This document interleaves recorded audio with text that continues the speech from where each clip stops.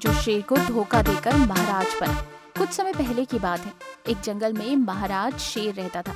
वो अपने जंगल के सभी जानवरों की रक्षा करता और उनसे बहुत प्यार करता, उनकी देखभाल करता। एक दिन वो जानवरों से कहता, देखो, आपकी सुरक्षा के लिए मैं बहुत मेहनत कर रहा हूँ। जरूरत पड़ी तो आपके लिए अपनी जान भी दे दूंगा। महाराज, आपके राज्य में हम सब बहुत खुश हैं। आज से मैं आप सबका रक्षक हूँ।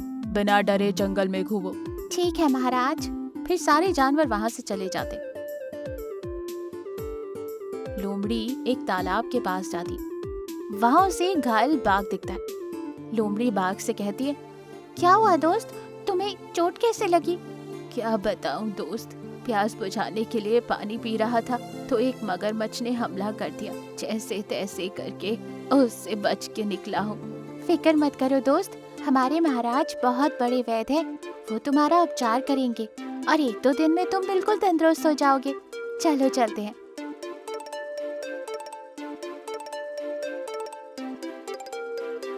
इस तरह लोमड़ी बाघ को महाराज के पास लेकर उन्हें सारा विषय बताती है। तब शेर महाराज कहते, दोस्त, तुम हमारे राज्य में नए हो, लेकिन वैद्य होने के नाते तुम्हारी जान बचाना मेरा फर्ज है। तुम जल्द ही ठीक हो जाओगे। इस तरह बाघ का उपचार होता है। 1-2 दिन में वो तंदुरुस्त हो जाता है। फिर महाराज शेर से कहता है, महाराज, मैं आपकी सेवा करना चाहता हूँ। मुझे आपका सेवक बनने का मौका दे। आज से तुम यहाँ अपने साथी जानवरों के साथ मिलजुल कर रहो। ठीक है महाराज। इस तरह बाघ शेर का नौकर बन जाता है। कुछ समय बीतने के बाद वो सभी जानवर घुल मिल जाते हैं। एक दिन बाघ और लोमड़ी मिलते हैं और इस तरह बातें करते हैं। दोस्त, तुम बहुत बुद्धिमान हो। तुम राजा बनने के काबिल हो। जब तक तुम शेर महाराज के साथ रहोगे, कोई भी शत्रु हमारा कुछ नहीं बिगाड़ सकता। ये कहकर लोमड़ी तो वहाँ से चली जाती है। लेकिन कुछ दिनों बाद कुछ जानवर गायब होने लगते हैं। दिन ब दिन जानवरों की संख्या कम हो जाती है।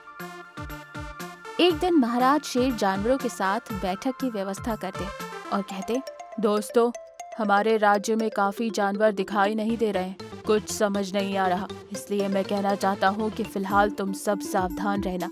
लगता है हमारे जंगल में कोई खूंखार जानवर ने हमला कर दिया है। जल्द ही मैं उस जानवर को ढूंढ लूंगा। अब आप सब लोग चिंता मत करो। ये कहकर महाराज शेर गुफा में चला जाता है। अगली सुबह बाघ बाकी जानवरों को लेकर शेर की गुफा में पहुंच जाता है और कहता है, दोस्तों, मैंने उस खूंखार जानवर का पता लगा लिया है जो हमारे जानवरों को मार रहा है। बताओ दोस्त, वो कौन है? वो और कोई नहीं, हमारे महाराज शेर है। सबसे छुपकर वो वार कर रहे हैं। तुम इतने यकीन के साथ ये कैसे कह सकते हो? बताओ दोस्त। बिल्कुल सच कह रहा हूँ मैं। चलो गुफा के अंदर जाकर देखते हैं, फिर तुम्हें सारी सच्चाई का खुद ब खुद पता चल जाएगा। इस प्रकार से वो सब गुफा के अंदर चले जाते। अंदर एक मरा हुआ हिरन दिखाई देता है। इतने में शेर नींद से जागते हुए कहता, दोस्तों, आप सब यहाँ, क्या बात है? महाराज, आपका असली चेहरा सबके सामने आ गया है। आप सबको मार कर अच्छा बनने का नाटक कर रहे हैं। मैंने किसे मारा? मैंने किसी को नहीं मारा। आपकी बात मान ले, हम इतने बेवकूफ नहीं। अब आप हमारे महाराज बनने के काबिल नहीं है। हाँ, आप महाराज बनने के लायक नहीं। तुरंत यहाँ से चले जाएं। इस तरह सारे जानवर एक आवाज में बोले। अकेला शेर वहाँ से चला जाता है।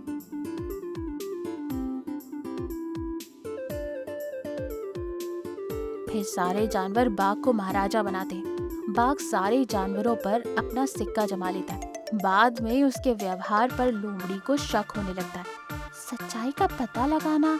हमने सच्चाई का पता लगाए बिना ही अपने महाराज को दोषी ठहराया, राज्य बहिष्कार भी कर दिया। अब मुझे असली सच का पता लगाना ही पड़ेगा। लोमड़ी पता लगाने के लिए बाघ की गुफा में जाती है। बाघ गुफा में बैठकर हंसते हुए अपने आप से बातें करता है।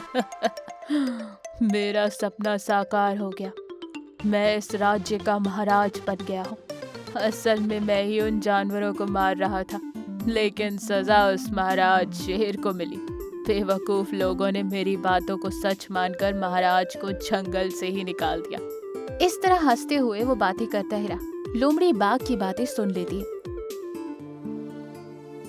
और वो तुरंत वहाँ से जाकर सारे जानवरों को बाघ का सच बताती है। फिर सारे जानवर मिलकर बाघ की गुफा के पास आकर कहते, महाराज, जानवर जब पानी पीने के लिए तालाब के पास जा रहे हैं तो वो मगरमच्छ उन पर हमला कर रहा है। आप किसी भी तरह उस मगरमच्छ को खत्म कर दीजिए और हमारे दोस्तों को बचा लीजिए। बाप रे, वो बहुत ही खुंखार मगरमच्छ है। मैं उसे मार सकूंगा? अरे क्यों नहीं महाराज, आप उसे जरूर खत्म कर सकते हैं। चलिए, तुरंत चलिए। इस तरह जबरदस्ती बाघ को तालाब के किनारे लाया जाता है।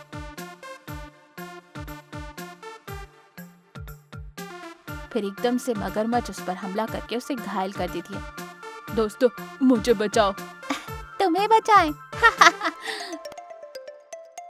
धोखे के बदले धोखा ही मिलता है। और फिर से शेर को जंगल का राजा बनाया जाता है। फिर एक बार सारे जानवर मिलजुल कर अपना जीवन बिताते हैं। इस कहानी से हमें ये सीख मिलती है कि जो संकट में हमारी मदद करता है उन्हें कभी धोखा नहीं देना चाहिए। अगर ऐसा किया तो वो दंड का पात्र बनेगा। शैतान कालिया शेर का कहर और सफेद शेर का पुनर्जन्म। कालिया नाम का शैतानी शेर गब्बर नाम के शेर से जादुई मनी के लिए लड़ाई कर रहा था। जादुई मनी का पता सिर्फ गब्बर के पास था, लेकिन उसने जब पता बताने के लिए मना किया तो कालिया गब्बर को वो मारने लगा। इस लड़ाई में गब्बर काफी घायल हो चुका था। गब्बर नीचे गिर जाता है। तब उसे उठाते हुए सफेद शेर कहता है, उठो दोस्त, मैं तुम्हारा दोस्त हूँ सिम्बा। तुम ठीक तो हो ना? हम दोनों मिलकर इस कालिया को मार देंगे। उस सफेद शेर का नाम सिम्बा था। सफेद शेर और गब्बर मिलकर दोनों भी कालियों को खूब मारते हैं। तब कालिया जान बचाने के लिए भाग जाता है। गब्बर सिम्बा को ठीक से देखता है तो वो उसे देखते ही रह जाता है, जैसे मानो कि वो उसे जानता हो। तभी सिम्बा कहता है, अरे क्या हुआ दोस्त, तुम मुझे ऐसे क्यों देख रहे हो?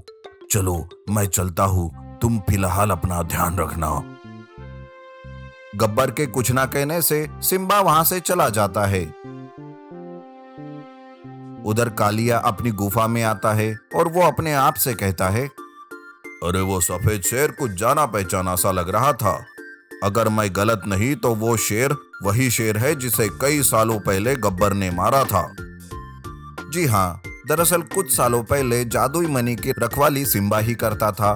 गब्बर उस वक्त जादुई मनी के लालच में था, इसलिए गब्बर ने सिम्बा को मारकर जादुई मनी हासिल किया था और अब उसी मनी को कालिया पाना चाहता था। तब कालिया कहता है, लगता है उस सिम्बा का पुनर्जन्म हुआ है, पर मुझे इस बात का फायदा उठाना होगा। उसे उसके पिछले जन्म की बात बताकर उसे गब्बर के ही खिलाफ भड़काना होगा। यह सोचकर कालिया तुरंत सिम्बा के पास जाता है और उसे सारी सच्चाई बता देता है। अरे सिम्बा, वो जादुई मनी तुम्हारी ही है। गब्बर ने तुम्हें मारकर उसे हासिल की थी। अब तुम इस बात का बदला लो और उस गब्बर को मारकर अपना जादुई मनी वापस हासिल कर लो। यह सुनकर सिम्बा को कुछ समझ नहीं आता कि वो कालिया की बातों पर विश्वास रखे या नहीं। तब कालिया सिम्बा को एक गुफा के अंदर ले जाता है जहां उसका खून और हड्डियां होती है। तब जाके सिम्बा को उसके पिछले जन्म की बातें याद आने लगती है। तब वो गुस्से से बौखला जाता है और कहता है, हाँ, मुझे सब याद आ गया।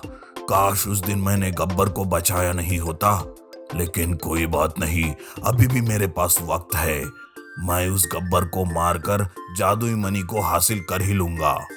इस तरह से सिम्बा गुस्से से पागल होकर गब्बर को मारने जाता है। तब कालिया खुश होकर अपने मन ही मन में सोचता है, हाँ, पहले गब्बर को सिम्बा मारे और बाद में मैं सिम्बा को। मेरा प्लान तो कामयाब हो जाएगा। उधर सिम्बा गुस्से से गब्बर के पास जाता है। सिम्बा का गुस्से वाला रूप देखकर वो सब समझ जाता है। गब्बर बात करने की कोशिश करता है, पर सिम्बा उसे बात नहीं करने देता और उस पर मारने के लिए टूट पड़ता है। तभी वहां उसका बेटा आता है। वो आंखों से अंधा था। तब वो कहता है, मत मारो मेरे पिताजी को, उनके किए की सजा उन्हें कब की मिल गई है, छोड़ दो उन्हें। ये सुनकर सिम्बा रुक जाता है। तभी गब्बर कहता है, ये मेरा बेटा है सिम्बा, मैं जादुई मनी से जादुई शक्तियां हासिल करना चाहता था। उसी लालच में मैंने तुम्हें मारा और वो जादुई मनी हासिल की, लेकिन इस बात की बहुत बड़ी सजा मुझे मिल गई है।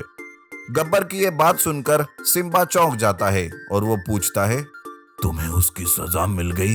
मतलब क्या है तुम्हारा? साफ साफ कहो। जादुई मनी की वजह से मेरी बीवी और बेटी दोनों पुतले बन गए और मेरा ये बेटा अंधा हो गया। तब से मैं जादुई मनी को कालिया जैसे शैतानी शेर से बचा कर रखा हूँ। सिम्बा, चाहे तो तुम अब जादुई मनी अपने पास रख लो, लेकिन उस कालिया के बहकावे में मत आओ। ऐसा कहकर गब्बर सिम्बा को उस जादुई मनी के पास ले जाता है। वहां पर गब्बर की बीवी और एक बेटी पुतले बने सिम्बा देख लेता है, जिस वजह से सिम्बा को गब्बर पर यकीन हो जाता है।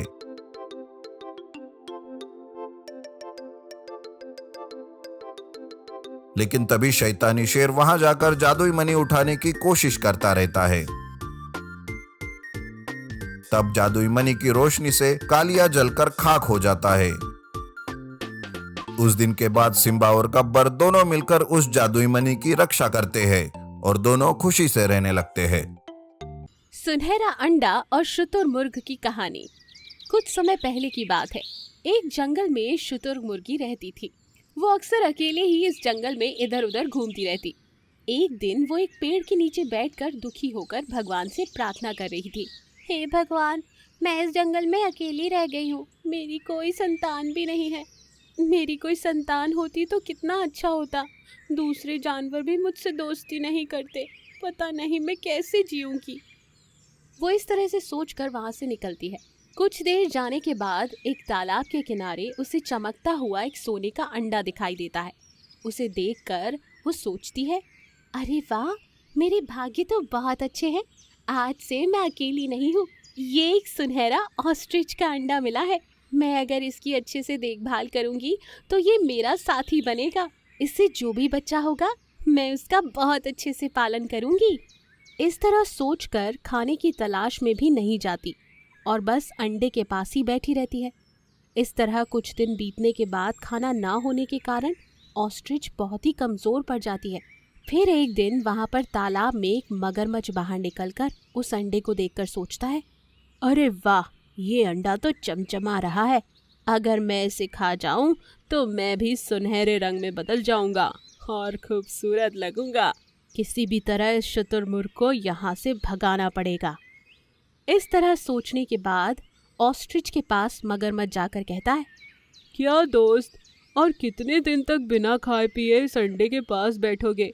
अगर ऐसे ही चलेगा तो अपने प्राण भी खो दोगे। इसलिए मेरी बात मानो, इसकी रक्षा मैं करता हूँ। तुम ज़रा कुछ खा पी कर वापस आ जाओ। मुझ पर भरोसा करो दोस्त। नहीं नहीं, मैं किसी पर भरोसा नहीं कर सकती। अंडे की रक्षा मैं खुद करूँगी। मुझे किसी की मदद नहीं चाहिए। अरे दोस्त, तुम यहाँ रहोगी या नहीं उससे कुछ फर्क नहीं पड़ता। अंडे में से बच्चा तो बाहर निकल ही आएगा, लेकिन तब तक तुम अपने प्राण त्याग दोगी। सोच लो, बाद में खुद पछताना ना पड़े।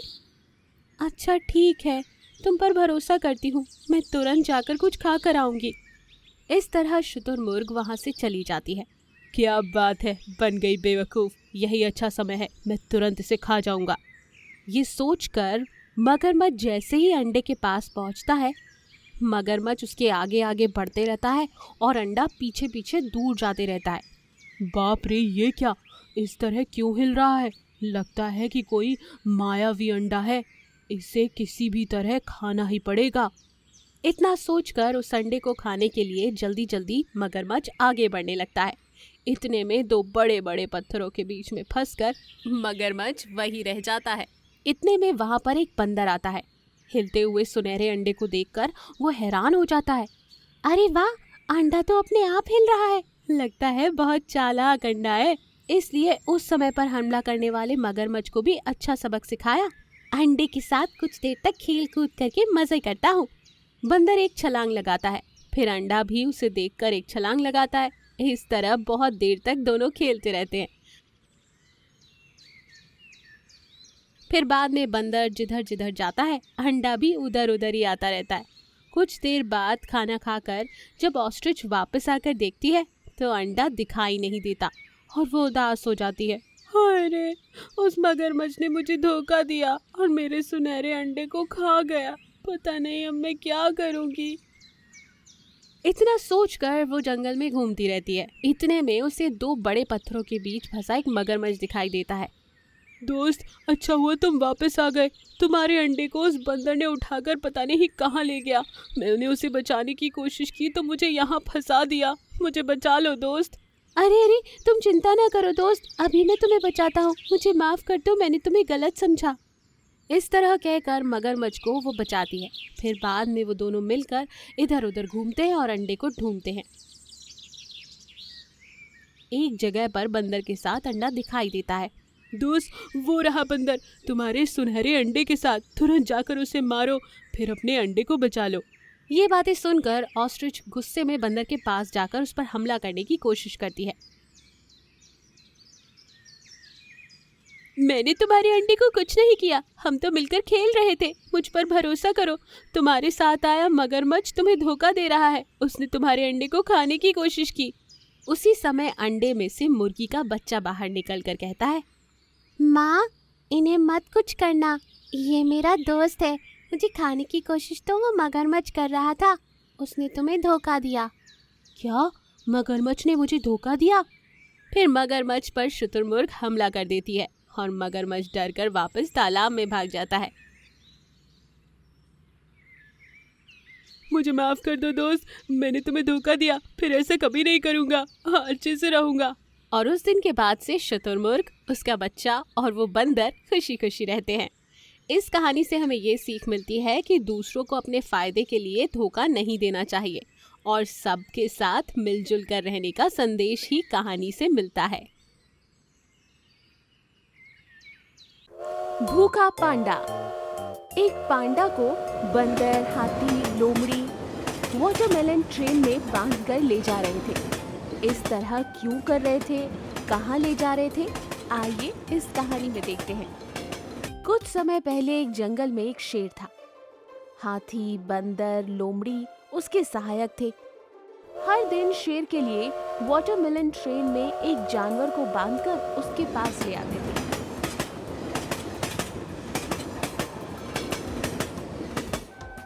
एक दिन तीनों मिलकर शेर के पास आते हैं। हाँ, आ गए। बहुत भूख लग रही है। तुरंत जाकर हिरण को बंदी बना कर ले आओ। महाराज, हर दिन आपके हिरन खाने की वजह से उसकी तादाद काफी कम हो रही है। हम कितना भी ढूंढ लें लेकिन मिलता ही नहीं। महाराज, इसीलिए हम दूसरे जानवर को ले आएंगे। क्या? मुझसे ही जबान लड़ाते हो? तुम्हारी इतनी हिम्मत? जाओ, सारा जंगल ढूंढकर कहीं से भी हिरन पकड़ कर लाओ। लेकिन महाराज, जंगल में हिरन बिल्कुल नहीं है, क्या करें? इसी तरह समय बर्बाद करते रहोगे तो अभी तुम्हें ही मार कर खा जाऊंगा। तुरंत जाकर हिरन को ढूंढ कर लेकर आओ। ठीक है महाराज, जैसी आपकी आज्ञा।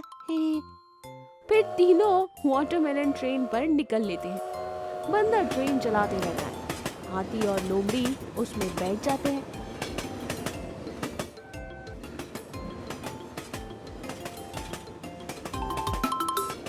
ट्रेन की आवाज सुनते ही सारे जानवर डर से कांपने लगते हैं और दूर दूर भागने लगते हैं। भागो भागो, ट्रेन आ रही है। तुरंत यहाँ से चलकर कहीं छुप जाते हैं, नहीं तो पकड़े गए तो महाराज शेर का खाना बनना पड़ेगा। भागो। ठीक है दोस्त, भागो यहाँ से। भागो भागो।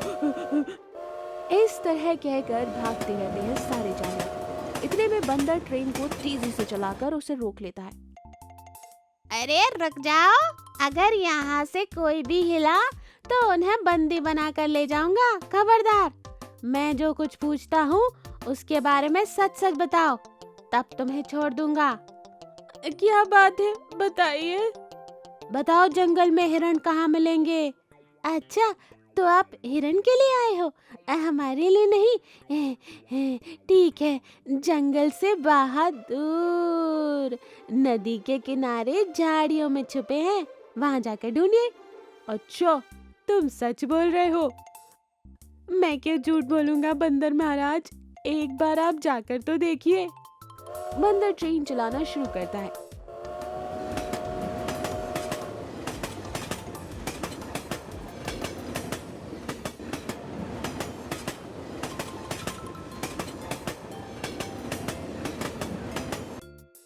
इतने जंगल में एक पांडा खाने की तलाश में इधर उधर घूमते रहता है।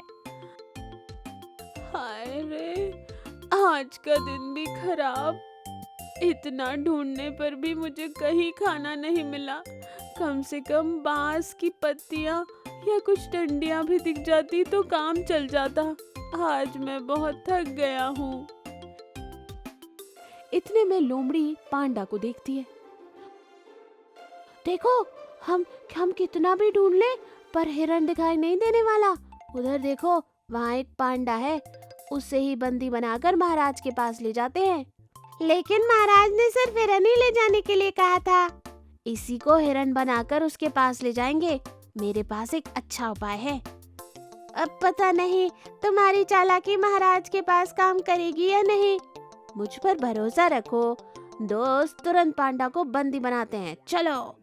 मुझे क्यों बंदी बनाया? मुझे बहुत भूख लगी है, छोड़ दो मुझे। अरे पांडा, आज तुम हमारे महाराज का भोजन बनने वाले हो। नहीं नहीं, मुझे पर दया करो, छोड़ दो मुझे प्लीज। नहीं नहीं। अगर तुम्हें छोड़ दिया तो हम बलि चढ़ जाएंगे।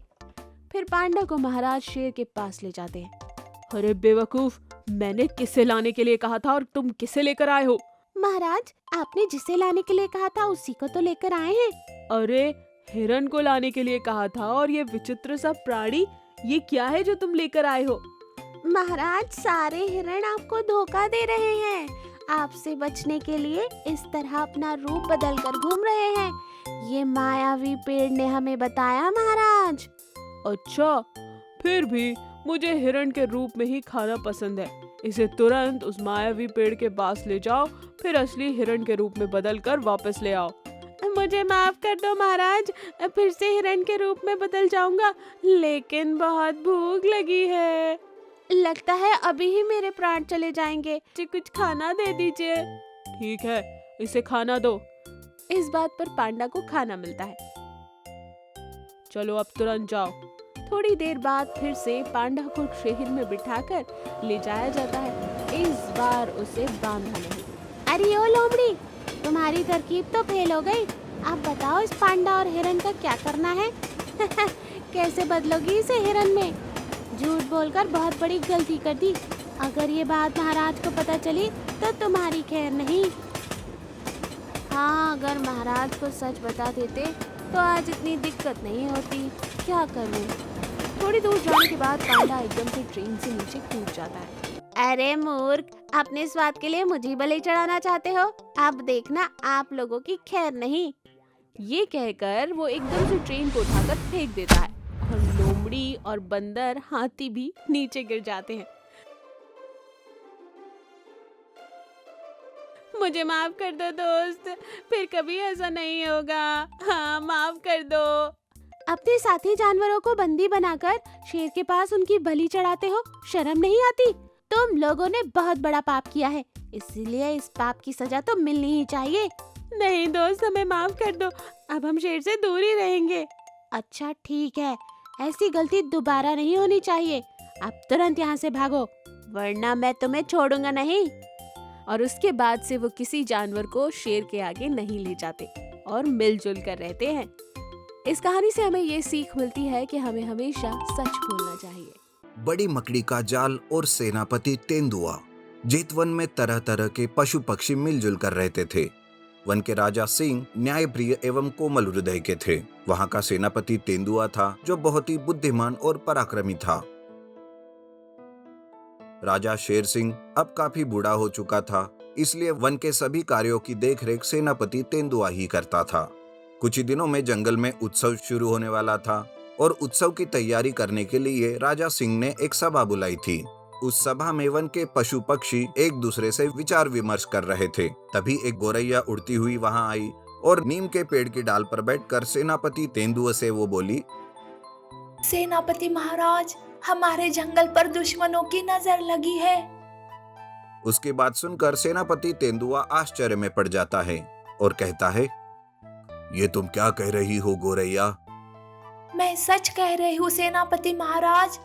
सुंदरवन का राजा शेर हमारे जंगल पर आक्रमण करने वाला है। लेकिन आखिर तुम्हें ये कैसे पता चला कि सुंदरवन के राजा जेतवन पर आक्रमण करेगा? मैंने देखा कि हमारे जंगल की लोमड़ी किसी अजनबी लोमड़ी से बात कर रही थी और अजनबी लोमड़ी कह रही थी कि सुंदरवन का राजा शेर जेतवन पर आक्रमण करने की पूरी तैयारी कर चुका है। गोरैया की बात सुनकर सेनापति राजा सिंह को हमले वाली बात बताता है और राजा सिंह एक गोपनीय सभा बुलाता है। सभा में कुछ बुद्धिमान एवं विश्वास पात्र पशु पक्षी थे। सेनापति ने सभी को आने वाली मुसीबत के बारे में बताया। तभी वहां उपस्थित एक बंदर बोला, हमारा जंगल चारों ओर से कटीले तारों से घिरा हुआ है, दुश्मन भला अंदर कैसे घुस सकते हैं? बंदर की ये बात सुनकर एक भालू कहता है, वो तो ठीक है, पर जंगल के पूर्वी ओर एक ऐसा भी कोना है जहाँ के कटीले तारों को सुंदरवन के जानवर ही चुरा कर ले गए हैं। वहां से सैकड़ों जानवर एक साथ घुस सकते हैं। कुछ भी हो, हम अपने जंगल को गुलामी से बचा कर रहेंगे, चाहे हमें अपनी जान ही क्यों ना गंवानी पड़े। उपस्थित जानवरों में एक मकड़ी भी रहती है और वो कहती है, क्या हम मकड़ियाँ अपने वतन के कुछ काम आ सकती है? हाँ, जंगल के पूर्वी कोने से ही आक्रमण होने की आशंका है, इसलिए तुम सभी मकड़ियाँ पूर्वी कोने की पूरी जमीन पर मजबूत जाले बना डालो। सेनापति की बात सुनकर मकड़ी अपना सिर झुकाते हुए हाँ कहती है। जी सेनापति, हम अपना कार्य अभी से शुरू कर देते हैं। ठीक है, तुम अपना काम शुरू करो। जब तक तुम्हारा कार्य पूरा नहीं हो जाता तब तक दुश्मन की सेना का मुकाबला सामने रहकर मैं खुद करूंगा। मैं इस जंगल का सेनापति हूँ, इसकी रक्षा करना मेरी जिम्मेदारी है। सेनापति की बात सुनकर राजा शेर सिंह कहता है, ठीक कहा सेनापति, हम बूढ़े हैं तो क्या हुआ, हम भी दुश्मन का डटकर मुकाबला करेंगे। राजा की ये बात सुनकर सभी पशु पक्षी चिल्ला उठे, हाँ, हम सब साथ हैं, हम सब साथ हैं, महाराज की जय हो। फिर एक दिन के बाद आधी रात को जानवरों का एक बड़ा सा झुंड जेतवन की ओर तेजी से बढ़ रहा था, जिसमें लकड़बग्घा, भेड़िया, बाघ सभी बड़ी ही तेजी से आते हुए दिखाई दे रहे थे। उनके आगे दुश्मन राजा शेर था तथा उसके पीछे बहुत सारे जानवर थे। उन्हें देखकर सेनापति तेंदुआ तैयार हो जाता है और अपने साथियों को दहाड़ते हुए संकेत देता है, साथियों, टूट पड़ो दुश्मन की सेना पर।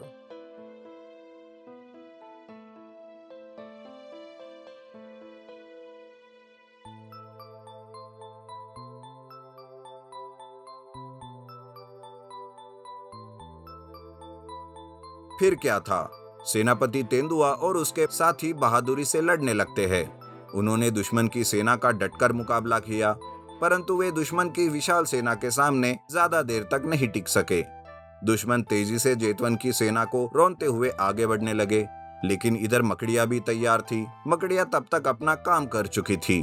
दुश्मन की सेना ने जैसे ही जेतवन की जमीन पर अपने पैर रखे, वैसे ही सबके पैर मजबूत जालों में फंसने लगे। लकड़बग्घे चिल्लाकर कहने लगे,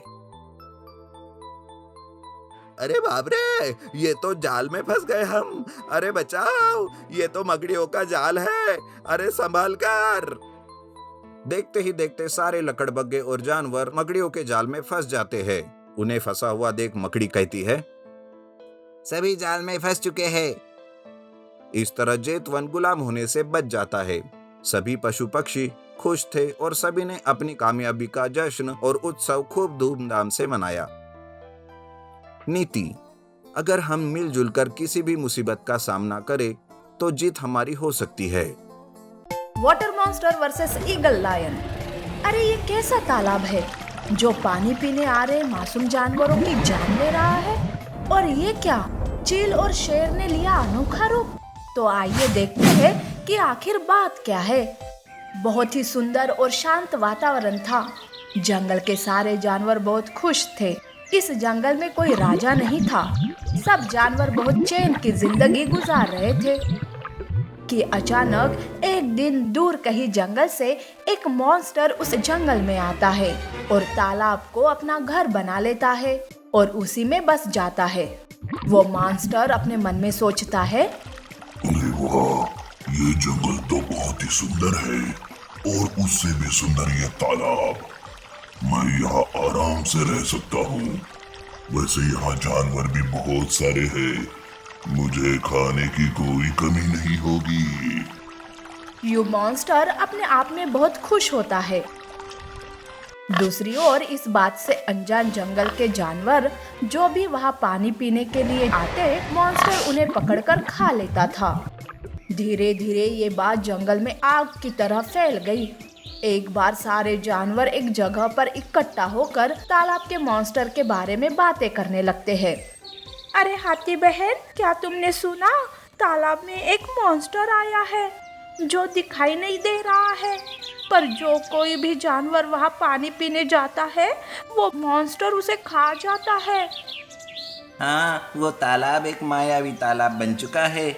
उस तालाब के पास पानी पीने जाना मतलब अपनी मौत को दावत देना है। अरे हाँ, मैंने भी सुना है। अब हम पानी कैसे पिएंगे? वही एकमात्र तालाब है जो हमारे करीब है। दूसरा तालाब तो कोसों दूर है। वहां तक जाते जाते हमारी जान ही चली जाएंगी। देखो बंदर, अब हम सब मिलकर बारी बारी दूसरे जानवरों को इस तालाब के पास जाने से रोकते हैं। यूं वो बारी बारी दूसरे जानवरों को उस तालाब के पास जाने से रोकते थे, पर कोई ना कोई वहाँ पानी पीने जाता ही था और वो मॉन्स्टर उनका शिकार कर लेता था। एक दिन बंदर वहाँ रखवाली कर रहा था कि उसी वक्त पास के जंगल से एक शेर वहाँ आता है और वो तालाब के पास पानी पीने जा रहा था कि तभी बंदर उसे रोक लेता है और कहता है, महाराज प्रणाम, आप इस जंगल में नए हो, कृपा करके आप उस तालाब के पास मत जाइए। वो तालाब एक मायावी तालाब है। वहाँ जो कोई भी पानी पीने जाता है वो मॉन्स्टर उसे खा जाता है। शेर बंदर की बातें सुनकर जोर जोर से हंसने लगता है और कहता है, अरे ये कैसी दकियानूसी बातें कर रहे हो? कोई मॉन्स्टर या जादू नहीं होता। महाराज क्षमा करे, पर मैं सच कह रहा हूँ। हमारे जंगल में कई सारे जानवर मारे जा चुके हैं।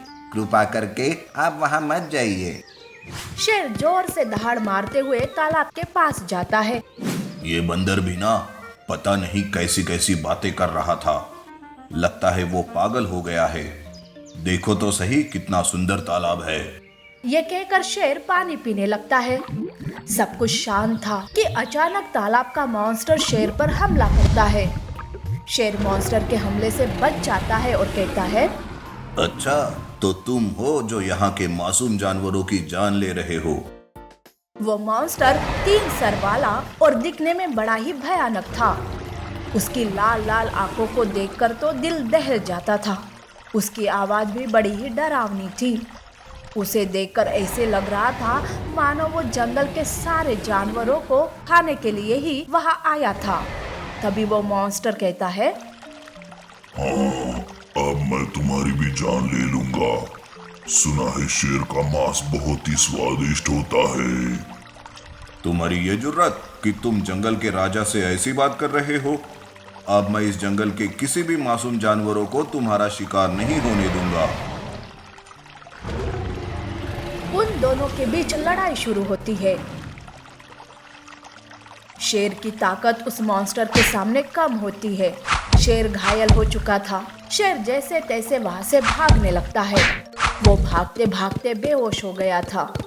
थोड़ी देर बाद जब उसे होश आता है तो वो अपने सामने एक चील को पाता है। महाराज प्रणाम, आप ठीक तो हो ना?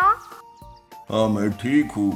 मैं एक शेर होते हुए भी इन मासूम जानवरों को बचा नहीं पा रहा हूँ। मेरे कुछ समझ में नहीं आ रहा है कि कैसे उस मॉन्स्टर से इन मासूम जानवरों की जान बचाऊं। महाराज, मेरे पास कुछ शक्तियाँ हैं जो मुझे एक स्वामी जी ने दी थी और कहा था कि मैं उन शक्तियों का सही उपयोग करूं। मुझे लगता है कि हम उन शक्तियों से उस मॉन्स्टर को खत्म कर सकते हैं। अच्छा, तो फिर देर किस बात की? जल्दी से आओ और उस मॉन्स्टर को खत्म करो। महाराज, मैं अपनी शक्तियों से किसी ताकतवर जानवर को अपने शरीर में जोड़ सकती हूँ। ठीक है, तो तुम उन शक्तियों का प्रयोग करो और अपने शरीर को मेरे शरीर से जोड़ दो। चील अपनी शक्तियों का प्रयोग करके शेर के शरीर से अपना शरीर जोड़ लेती है। शेर और चील एक हो जाते हैं। वो दोनों तालाब के पास जाते हैं। मॉन्स्टर उन दोनों को एक साथ देखकर कहता है, अरे ओ नालायक शेर, तू मेरा कुछ नहीं बिगाड़ पाया तो इस कमजोर चील को अपने साथ जोड़ लिया। तुम दोनों मिलकर भी मेरा कुछ नहीं बिगाड़ सकते।